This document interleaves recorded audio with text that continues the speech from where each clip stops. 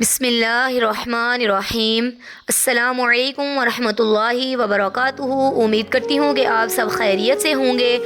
معزز سامعین، آپ اگر میری اس ویڈیو کو دیکھ رہے ہیں تو سب سے پہلے میرے چینل کو سبسکرائب، لائک، شیئر اور کمنٹ لازمی کریے گا، اور مزید اس طرح کی ویڈیوز کو دیکھنے کے لیے ہمارے ساتھ رہیے گا۔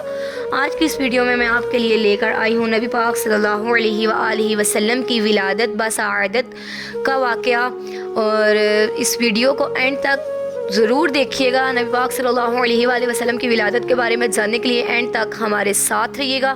تو آئیے شروع کرتے ہیں۔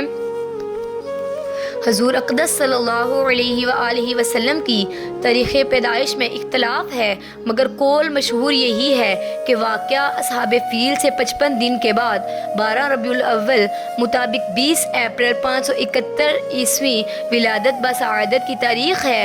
اہل مکہ کا بھی اسی پر عمل درآمد ہے کہ وہ لوگ 12 ربیع الاول ہی کو شانہ نبوت کی زیارت کے لیے جاتے ہیں۔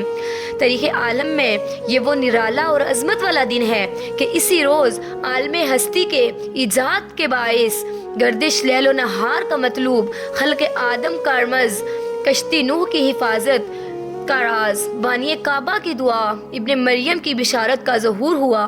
کائنات وجود کے الجھے ہوئے گیسوں کو سنوارنے والا، تمام جہاں کے بگڑے نظاموں کو سدھارنے والا، یعنی وہ نبیوں میں رحمت لقب پانے والا، مرادیں غریبوں کی بر لانے والا، مصیبت میں غیروں کے کام آنے والا، وہ اپنے پرائے کا غم کھانے والا، فقیروں کا ماوا، ضعیفوں کا ملجا، یتیموں کا والی، غلاموں کا آقا، سند الاصفیاء، اشرف الانبیاء، احمد مجتبی صلی اللہ علیہ وآلہ وسلم عالم وجود میں رونق افروز ہوئے، اور پاکیزہ بدن، ناف بریدہ، ختنہ کیے ہوئے، خوشبو میں بسے ہوئے، بحالت سجدہ مکہ مکرمہ کی مقدس سرزمین میں اپنے والد ماجد کے مکان کے اندر پیدا ہوئے۔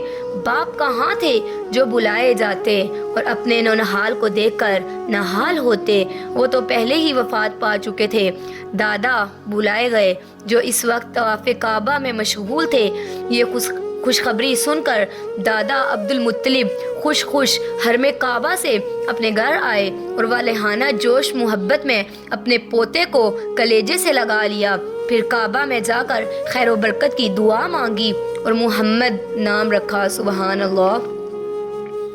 آپ کے چچا ابو لہب کی لونڈی صوبیہ خوشی میں دوڑتی ہوئی گئی اور ابو لہب کو بھتیجا پیدا ہونے کی خوشخبری دی، تو اس نے اس خوشی میں شہادت کی انگلی کے اشارے سے صوبیہ کو آزاد کر دیا، جس کا ثمرہ ابو لہب کو یہ ملا کہ اس کی موت کے بعد اس کے گھر والوں نے اس کو خواب میں دیکھا اور حال پوچھا، تو اس نے اپنی انگلی اٹھا کر یہ کہا کہ تم لوگوں سے جدا ہونے کے بعد مجھے کچھ کھانے پینے کو نہیں ملا بجز اس کے کہ صوبیہ کو آزاد کرنے کے سبب سے اس انگلی کے ذریعے کچھ پانی پلا دیا جاتا ہے۔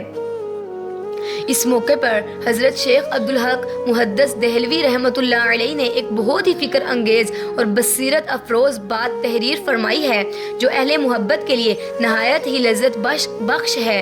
وہ لکھتے ہیں کہ اس جگہ میلاد کرنے والوں کے لیے ایک سند ہے کہ آن حضرت صلی اللہ علیہ وآلہ وسلم کی شب ولادت میں خوشی مناتے ہیں اور اپنا مال خرچ کرتے ہیں۔ مطلب یہ ہے کہ جب ابو لہب کہ جو کافر تھا اور اس کی مذمت میں قرآن نازل ہوا، حضرت صلی اللہ علیہ وآلہ وسلم کی ولادت پر خوشی منانے اور باندی کا دودھ خرچ کرنے پر جزا دی گئی، تو اس مسلمان کا کیا حال ہوگا جو حضرت صلی اللہ علیہ وآلہ وسلم کی محبت میں سرشار ہو کر خوشی مناتا ہے اور اپنا مال خرچ کرتا ہے۔ مولود النبی صلی اللہ علیہ وآلہ وسلم کی طرف چلتے ہیں کہ جس مقدس مکان میں حضور اقدس صلی اللہ علیہ وآلہ وسلم کی ولادت ہوئی، تاریخ اسلام میں اس مقام کا نام مولود النبی، نبی کی پیدائش کی جگہ ہے۔ یہ بہت ہی متبرک مقام ہے۔ سلاطین اسلام نے اس مبارک یادگار پر بہت ہی شاندار عمارت بنا دی تھی، جہاں اہل حرمین شریفین اور تمام دنیا سے آنے والے مسلمان دن رات محفل میلاد شریف منعقد کرتے اور صلاۃ و سلام پڑھتے تھے۔ چنانچہ حضرت شاہ ولی اللہ صاحب علامہ محدث دہلوی رحمۃ اللہ علیہ نے اپنی کتاب فیوز الحرمین میں تحریر فرمایا ہے کہ میں ایک مرتبہ اس محفل میلاد شریف میں حاضر ہوا جو مکہ مکرمہ میں 12 ربیع الاول کو مولود النبی صلی اللہ علیہ وآلہ وسلم میں منعقد ہوئی۔ جس وقت ولادت کا ذکر پڑھا جا رہا تھا تو میں نے دیکھا کہ یک بارگی اس مجلس سے کچھ انوار پیدا ہوئے۔ میں نے ان انوار کو دیکھا تو معلوم ہوا کہ وہ رحمت الہی اور فرشتوں کے انوار تھے جو ایسی محفلوں میں حاضر ہوا کرتے تھے۔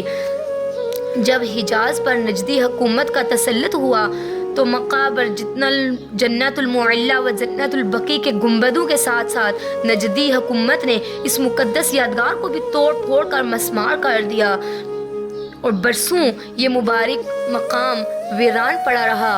مگر میں جب جون 1959 میں اس مرکز خیر و برکت کی زیارت کے لیے حاضر ہوا تو میں نے اس جگہ ایک چھوٹی سی بلڈنگ دیکھی جو مقفل تھی۔ بعض عربوں نے بتایا کہ اب اس بلڈنگ میں ایک مختصر سی لائبریری اور چھوٹا سا مکتب ہے۔ مجھے سامعین، میں جب عمرہ کرنے کے لیے گئی تو یہ جگہ میں نے بھی دیکھی اور وہاں پہ اور وہ جو لائبریری اور مکتب بنا ہوا ہے وہ اب بھی وہاں پر موجود ہے اور لوگ جب جاتے ہیں تو وہاں کی زیارت کرنے کے لیے جاتے ہیں، لیکن اب اس جگہ پر نہ ہی میلاد شریف ہو سکتا ہے اور نہ ہی صلاۃ و سلام پڑھنے کی اجازت ہے۔ تو وہ لکھتے ہیں کہ میں نے اپنے ساتھیوں کے ساتھ بلڈنگ سے کچھ دور کھڑے ہو کر چپکے چپکے صلاۃ و سلام پڑھا اور مجھ پر ایسی رقت طاری ہوئی کہ میں کچھ دیر تک روتا رہا۔ سبحان اللہ۔ امید کرتی ہوں کہ آپ کو آج کی میری یہ چھوٹی سی ویڈیو پسند آئی ہوگی۔ نیکسٹ ویڈیو کو دیکھنے کے لیے ہمارے ساتھ رہیے گا۔ اگلی ویڈیو میں نبی پاک صلی اللہ علیہ وآلہ وسلم کی ولادت کے بعد دودھ پینے کا جو زمانہ تھا اس کے بارے میں ہم بات کریں گے۔ امید کرتی ہوں کہ آپ ہمارے ساتھ رہیں گے اور ہمارے چینل کو سبسکرائب، شیئر، لائک اور کمنٹ لازمی کریں گے۔ اپنا خیال رکھیے گا۔ اللہ حافظ۔